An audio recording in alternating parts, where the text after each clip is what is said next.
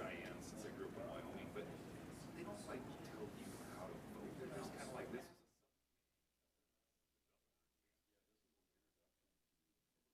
Exactly.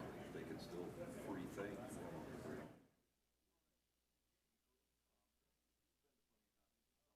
Like some things you don't. You gotta just.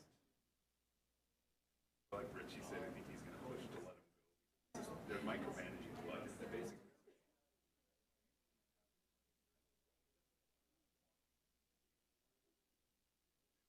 Where to go now? Yeah. It's just too bad. Did you have a nice Christmas? You know, it was super low key. So, what was that, Thursday, I guess? Yeah, it was a Christmas Eve. No, the 23rd. Yeah. Yeah. So that was my only time kind of out seeing anybody. Oh, really? Went home, my mom showed up.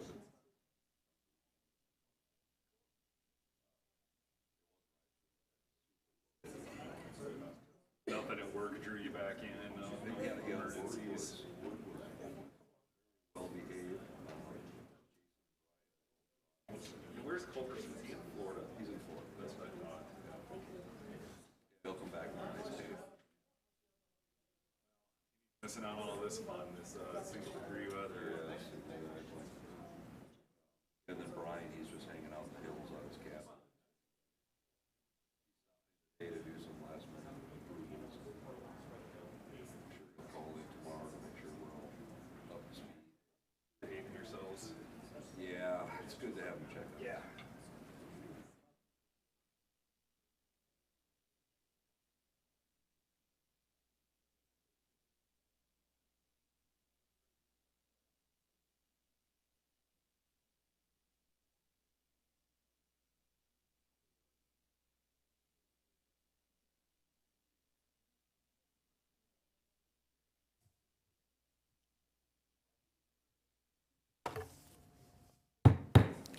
I'd like to call to order this meeting for the Legal and Finance Committee for the City of Rapid City on the 29th of December at 12:30 p.m. First up is roll call and determination of quorum.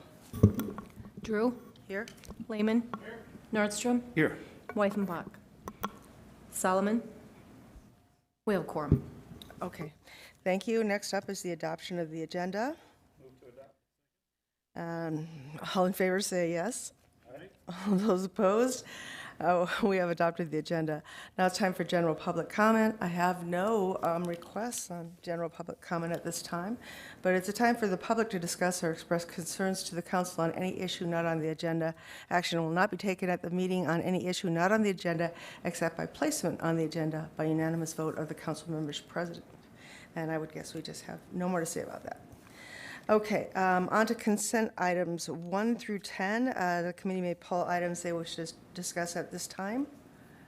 Lance Lehman? Item 9, Madam Chair. Thank you. And I had one too. Hold on just a sec.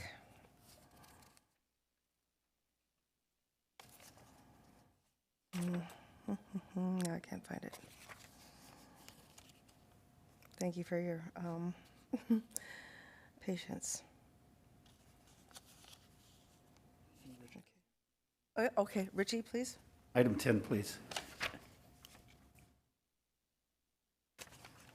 The BMX? 7? Okay. Oh, of course, there it is. All right. We have pulled item 7, 9, and 10. Could I have a motion to approve the remainder? All in favor? Aye. Yep. Okay. It's a small meeting today. We'll go to item number 7, approve resolution number 2022-004, a resolution of intent to enter into a lease with the Rapid City BMX Inc. for property located at 680 East Fairmont Boulevard. And I have a couple questions for Parks and Recreation Director Bigler, Jeff. So we've not had a resolution before, or we have? This is renewal, or what are we looking at here? We have had an agreement with Rapid City BMX in the past. It expired at the end of the year, and so this is just a new 3-year agreement with the same group.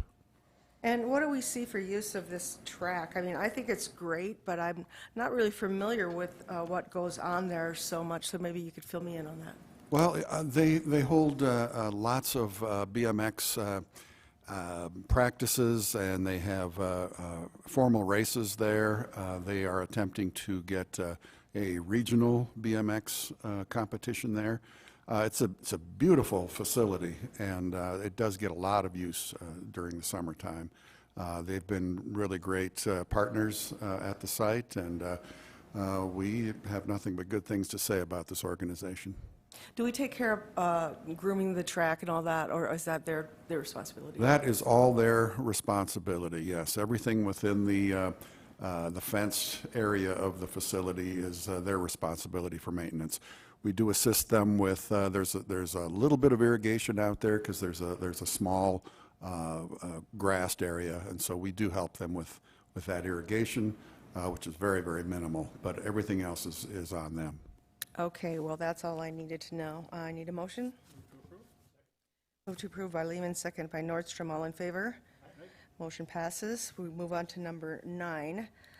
Request for authorization for U City Council to forward letter of support for statewide social studies curriculum standards. Chair recognizes Lance Lehman. Thank you, Madam Chair. Some of our members of the Youth City Council are here.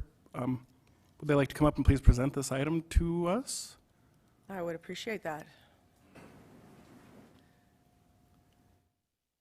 We always enjoy hearing from you guys.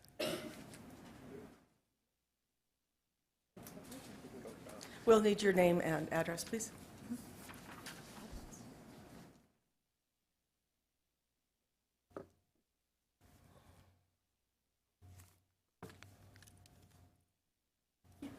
Okay. Like the numbers and everything? Yeah. Okay, all right. All right, my name is Tay Swanson. I live at 13457 Old Sheridan Road. So it's like out a little bit in the hills up there. Yeah, and I'm Dhruv Goyal, and I live on 3715 City View Drive. Okay, thank you. Yeah. All right, so this memorandum came from a request from one of our members. Her name is Shoshana. She was brought up a point that she was a little concerned about some of the social studies standards and everything like that that were being pushed through, being talked about. And she wanted to, see if the youth council could have their own discussion on it, see what we thought about it as a council. And when we talked about it, it was pretty clear that I think, was it every person or almost nearly every person was in support of having Lakota history being taught in social studies. We believe, especially as youth that are currently going through the school system. Personally, I'm in RCIS. Dhruv is at St. Thomas More. Yeah.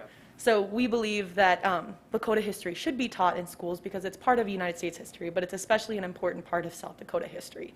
So we wanted to make this memorandum to kind of show our support for it and discuss why we showed our support for it. Thank you. And I actually think the premise of it's wonderful, but I will be voting no on the item today, just because I don't believe the city should be an advocacy group. Thank you, Madam Chair. Chair recognizes Richie Nordstrom. Thank you, Madam President. Thanks, folks, for, is it Jace? Did I hear that correctly? Your Peg. first? I'm sorry? Tay. Peg.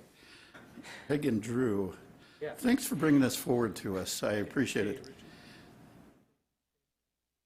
Oh, okay. All right. I'll get it right here yet.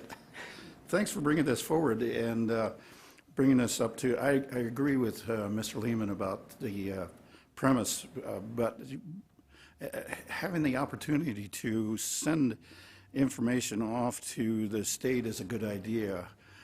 I think the process needs to be revisited as well, but I'm going to support this with the idea that maybe in the future we got to take another look at the standards that are applied to the Youth City Council. So, but since I've spoken, I can't make the motion yet on this. So,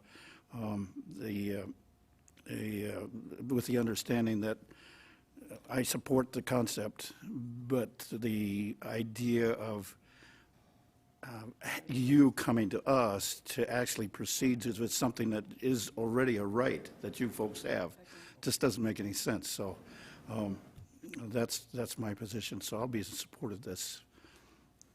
Thank you. I'll make a motion in favor. Second. Second by Nordstrom, and I'd like to hold the floor for just a moment. I will also be voting in favor of this. It's really not our wheelhouse to do school stuff or, to support curriculum. But nonetheless, I like the idea behind supporting this curriculum. I think it would be unfortunate, that's it, for students to go without knowing what our real history is. And that's what I think we're fighting for here. So I'm going to say yes. And I do agree with Lance that we might have to look at what we work on with you guys so that we're all clear. But in this circumstance, I'm going to say yes. So thank you. Okay, so all in favor? Aye. Those opposed? One opposed, Lance Lehman. 2 in favor, motion passes. All right. On to item number 10, request approval for Youth City Council to make expenditures to travel. What? Okay. Request approval for Youth City Council to make expenditures to travel to Washington, D.C. for National League of Cities Youth Event, March 14th through 22nd, 2022. And Chair recognizes Richie Nordstrom. Thank you, Madam Chair. First of all, I'll make the motion to approve this item, and if I get a second, retain the floor. Again, thank you both for coming forward with this proposal, and we get to actually see you folks get the opportunity to go to D.C. I think it's a wonderful thing. If memory serves me, it was about 1990 was the last time I was in D.C., and so I get the chance to go with you folks again. So this time around, representing the City Council, so I look forward to the opportunity to share some experiences and also see what particular interests for you, and then also learn the fantastic history that we have going on in D.C. So let me stop there for right now, because I think this is very important to for a discussion to review why we are having to do this. So we can't discuss it today, but I think we need to take the opportunity to review this and some of the other requirements that we're placing upon the Youth City Council. So thank you. I'll yield for the moment. Chair recognizes Lance Lehman. Thank you, Madam Chair. I just wanted to open the floor up. Did either of you have anything you wanted to talk about or bring up or present on this item? Yeah. As I've been talking to my parents and I've been talking to people in the community about going on this trip to go see the National League of Cities, it's been an opportunity that a lot of people are excited about, not just the youth. I mean, my parents obviously think it's a great opportunity because it helps get youth more involved in city government and learning how we can affect our city at a local level. Because I think a lot of teenagers forget about that. They forget that there's a huge impact that can be made right at home. So I'm hoping that as we go there, I can personally impact my community while I'm living here, and then when I go away to college, I can impact my community there as well. Thank you very much. I just have a question for Tay or Drew. Maybe Drew, because I like your name. So are there more student city councils across the country, do you know? Or is there going to be a session for this type of engagement for you guys? I think we're kind of on the cutting edge on this stuff, but Yeah, are there... Go ahead, please. So the National League of Cities has more than 2,000 cities across the nation. Closer to the mic, please. Oh, so the National League of Cities has over 2,000 cities participating in this across the nation, and they have a specific youth program which we plan to go to. So yeah, there is a lot of cities, and we hope to participate in this too. Casper, Wyoming has been working on their youth city council, so we've had a lot of positive feedback from other places around the United States, especially in the Midwest, for youth councils. And so I know that Casper, Wyoming is doing it. Is it Hot A city of Sioux Falls also. Sioux Falls, yeah, that is one too. modeled after ours. So Hot Springs, yeah. So we've got a couple places that are looking at it, and I think if we can bring more attention to it, it'd be a really positive thing for the community. So yeah, it's inspiring more youth councils around the nation. Before you go, I just have one more question for both of you. Because of this experience, do you think that you would participate in city government later on in your lives when you are old enough to run and get elected? So I can't guarantee that, obviously, but it's going to give me an obvious experience to see what city government is like in its fullest form, especially at this national event. I'm going to see that it's something amazing, and I hope my city members are going to see that too, that city government can be really helpful. And if this is a career that I want to pursue later in my life, this gives me the experience to see if it really is. Well, thank you. Tay, do you have anything to say? So I've always been interested in politics. It's been one of my fascinations growing up. And originally I was planning, I don't know, to go really to the federal government with it. But honestly, after having this experience in the city government, I realized that I feel like I can make more impact locally. So I don't know if I'll stay in Rapid City forever, but wherever I go, I will likely at least be going to the meetings and participating as a citizen, if not as a member of a council. You are so far ahead of wherever I was at that age. Richie Nordstrom. Thank you, Madam Chair. Just a point of information is that at the last summit we had with, it was a virtual summit this last time around, and one of the slides that was up there on one of the opportunities for the sessions I got to sit in on was our youth city council. And so we got to see that nationally. And what I get to do is, it's all on Zoom, so I get to sit there with Mount Rushmore in my background, so I get to explain where everybody's at. And when I had the slide come up of you folks, and it wasn't keyed on just you two, but the entire youth city council was in this slide, and so you made national attention from that. So I'm really supportive of what you folks are doing, and please continue on. I look forward to joining you in D.C. in March. Thank you, Madam President. Okay, let's see. Do we have a motion? Richie made a motion. Okay. Thank you, Lance. The motion is to approve. All in favor? Aye. Those opposed? The motion passes. On to non-consent items. City Attorney's Office. Authorize Mayor and Finance Director to sign a memorandum of understanding between the City of Rapid City and Local 1031, Council 65, American Federation of State, County, and Municipal Employees, AFL-CIO, regarding salary adjustments for bargaining unit employees in 2022. This is continued from 12/15/2021 Legal and Finance meeting. And Richie Nordstrom is in the queue. Thank you, Madam Chair. First, I'll make a motion to approve this, and if I get a second, retain the floor. Second. Motion by Nordstrom, second by Lehman. Thank you, Madam Chair. And get a couple people here to respond and explain this a little bit deeper. So I'm looking at Nick for starters. I know this contact person is City Attorney's Office is Joel Landine, but I know Nick is pretty much the go-to person, if I've got that correct. Well, thank you, Yes. Richie. I wouldn't say I was a go-to person, but I can definitely explain what's going on. This is a part of a negotiated wage agreement between the city and AFSCME. We had decided on a 2-year contract, which ends at the end of 22, but we had agreed that we would negotiate wages for 2022 in 2021.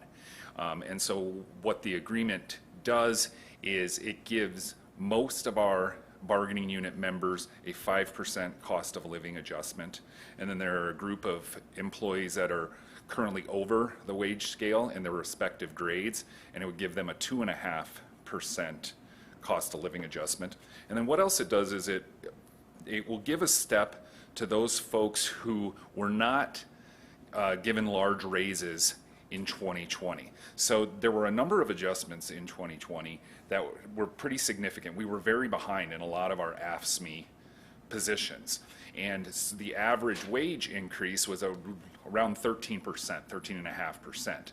So a lot of people saw large increases, but that left quite a few people without an increase, without an average increase. So what we agreed to with AFSCME is those who did not receive at least an average wage increase would receive an additional step in 22, as well as the agreed upon cost of living adjustment.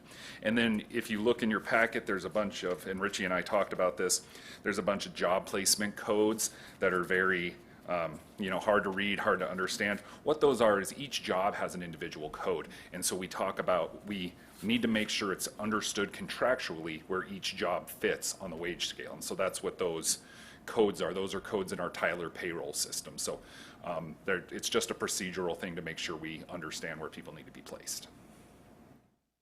Thank you for the presentation, and just a footnote, it's kind of a minor issue, but it took me a little while to break the code on how to figure that out. So once I got all of the others figured out, except for the ones that I couldn't figure out, I appreciate your help on sending that spreadsheet over what those positions are, and that was very helpful. So essentially, it's a financial code, if I'm understanding it correctly, and so that was very helpful on it, and I can't think of anything else at this point. So 5% is pretty much unheard of, giving to the Public Works, or excuse me, AFSCME folks. It's pretty much unheard of.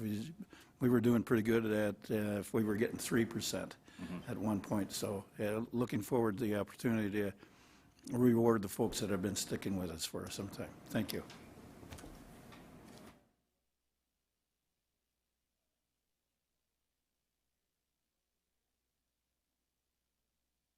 By Nordstrom, second by Lehman, and all in favor of adjournment? We are adjourned.